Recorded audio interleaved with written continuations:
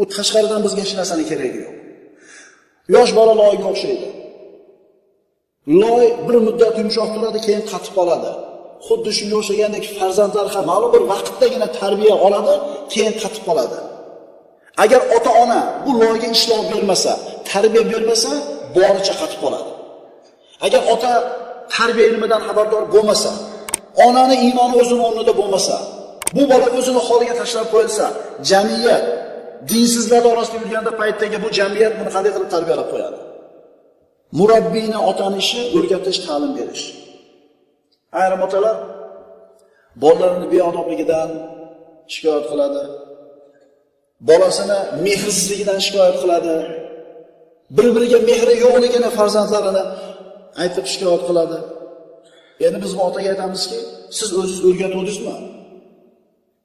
Siz o'zingiz vaqtingizni ajratib ta'lim beruvdingizmi? Yo'q, bolani gunohkor qilmang. Chunki birodarlar, bildirilmasdan turib farzandga xato ish qilsa u uni gunohkor qilib bo'lmaydi. Mana ikkita eshigimiz bor, kiradigan masjidimizga, xonamizga. Ikkalasidan ham odamlar kirib kelyapti. Mana eshikdan kirgan agar sizlar xato qildinglar, sizlar gunohkorsizlar desak, sizlar yozib qo'ymabsizlar-ku. Yo birortadan o'qib qo'ymabsizlar, mumkin emas deb. Nimaga bizni gunohkor qilasizlar deyishga haqqi bo'lgandek, bolaga ta'lim bermasdan turib, keyin farzand noqobil bo'lsa, bolani aybdor qilmang. Nimaga boshqalarning bolasiga o'xshamaysan degan gapni aytgan paytimizda, kim qildi bu ishni? Mana endi haqlar xususida. Ota-ona haqqi.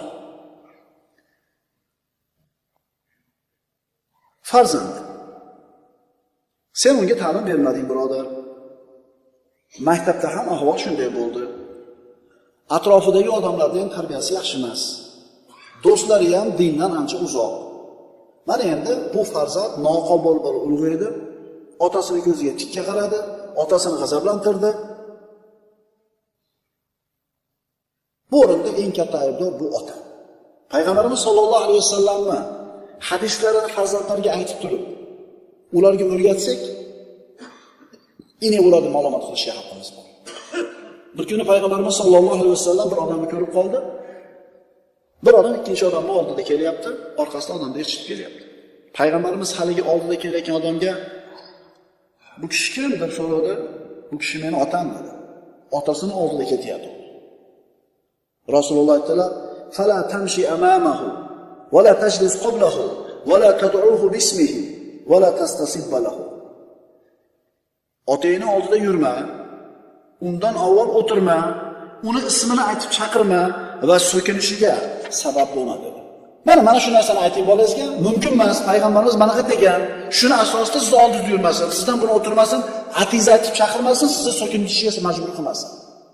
Shuni aytib o'rgatsangiz, bola o'rganadi. O'rganadi. Payg'ambarimiz sollallohu alayhi vasallam aytganlar: "Ma min muslimin lahu walidani muslimani yusbihu ilayhima muhtasiban." Ibn Abbosdan u kishi aytadi, bir mo'min musulmon insonning musulmon ota-onasi bo'lsa, ularga yaxshilik qilib, uning savobidan kutgan holda tong ottirgan bo'lsa, Alloh subhanahu va taolo unga jannatning ikki eshigini ochadi. Agar bitta otasi yoki bitta onasi qolgan bo'lsa, jannatda bitta eshik ochiladi. Agar farzand ota-onadan birini g'azabini chiqargan bo'lsa, Alloh taolo o'sha shaxs rozi bo'lmagunicha rozi bo'lmaydi. Otasini norozi qilgan odam to rozi qilmagunicha Alloh undan rozi bo'lmaydi. Ota-ona unga zulm qilgan bo'lsa ham deb so'rashdi. Ota-onaga zulm qilgan bo'lsa ham. Ota-ona mana shu farzandiga zulm qilgan bo'lsa ham, bola ota-onani rozi qilishlik kerak bo'ladi. Chunki ota rozi, Xudo rozi. Modomiki otalar gunohga buyurmayaptimi, itoat qilishlik kerak bo'ladi. Ba'zida ota ko'chadan asabi buzilib keladi. Bir narsadan bir jahli chiqib bolasiga baqirsa, hali bola jonivor indamay qolmaydi. Nima qiladi? Shak gap qaytaradi. Mana shu oq bo'lishning ko'rinishdan bittasi. Ko'zimizni katta ochaylik. Yaxshilab bilib olinglar, ota-ona farzandiga mehribon bo'ladi, seni oq qildim deb primoy tekst bilan aytmaydi. Milliontadan bitta aytishi mumkin. Ammo bir marta g'azablandimi, Alloh saqlasin o'lib qolmaydi shu holatda. Chunki ota-ona siz bilan bizni vujudimizning sababi. Allohga ibodat qilishimiz qanchalik lozim bo'lsa, ota-onaga shunchalik yaxshilik qilishimiz lozim bo'ladi. Bilasizlarmi? Hech ish yurishmayotganligidan shikoyat qiladigan odamlar ko'payib ketgan oxirgi paytda. Odamlar ko'payib ketgan, ishi yurishmayotganligidan shikoyat qiladi. Yana shunday odamlar bor, qarasang, ishi doim yurishayotgan. Nimaga qo'lingizdan yetadi? Nimaga intilsa Alloh taolo beradi. Bir xil odam, bir xil shaharda yashaydi, bir xil biznes qiladi, bir xil tijorat qiladi. Nimaga birini ishi yurishadi, ikkinchisini ishi yurishmaydi?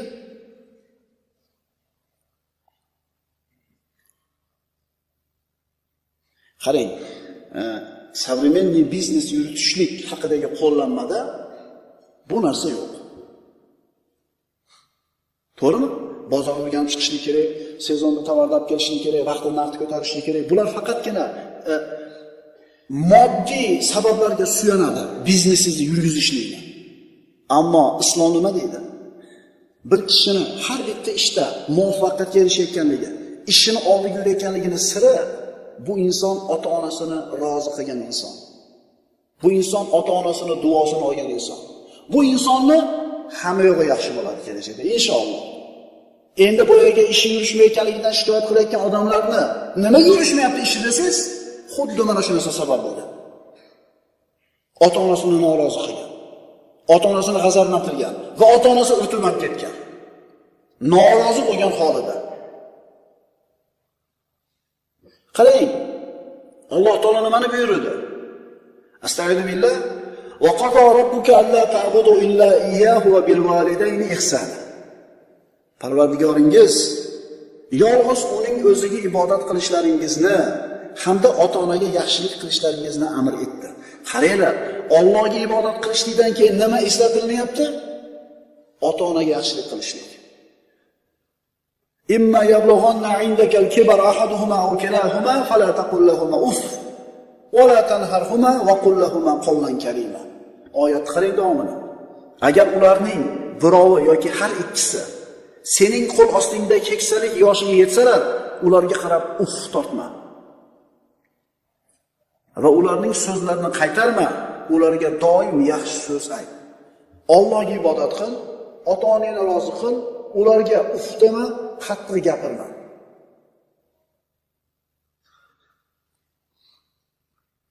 Ota-ona yoshlik paytida sog', o'zini ishini o'zi eplab, o'zini arabasini tortib yurgan paytda ularga ihson qilish, yaxshilik qilishlik oson. Ammo qariganda, kunora kasal bo'lishga boshlaganda, injiqligi ko'payib ketgan paytda qilingan yaxshilik haqiqiy qahramonlik. Otang sog'ligida, yoshligida, kuch-quvvatga to'lib turgan paytda, onang ham shunday bo'lib turgan paytda yaxshilik qilishlik oson, chunki talabi ko'p pastda. Tinch so'z bo'ldi unga. Ammo qaraganda kasallik injiq bo'lgan paytda yonida xizmatda turgan odam, ota-onasini duosini olgan odam ikki dunyoda barakat topadi. Shuning uchun otasi qaralar, onasi qaralar ko'zimizni katta ochadi. Bu boshimizga qo'ngan qushlar. Pirra tushib ketishi mumkin. Sezmay qolasiz va pushaymon bo'lasiz. Undan keyin ho'kizlar so'yib, qo'ylar so'yib, tuyalar so'yib ehson qilasiz, lekin tirikligidagi o'sha ikki og'iz shirin so'zingiz yonida suhbatlashib o'tirishingizga teng bo'lmaydi. Keyin pulinglar ham qoladi o'zingizlarga, ulfatlaringlar ham qoladi, samovarlaringlar ham qoladi, biznes hammalar qoladi. O'z-o'zingizga qoladi. Ammo ular ketgan bo'ladi. Qarib qo'ygandan keyin ota sen bilan birga uyda turadi o'g'il bola. Avval sen u bilan birga turar eding, endi u sen bilan birga turibdi. Agar otadan siz bilan kim qolgan uyda desa, katta o'g'lim deydi yoki kichkina o'g'lim deydi. Endi farzanddan so'raladi. Sen bilan uyingda kim qolgan desa, otam qolgan men bilan deydi. Endi sen tevaga chiqding.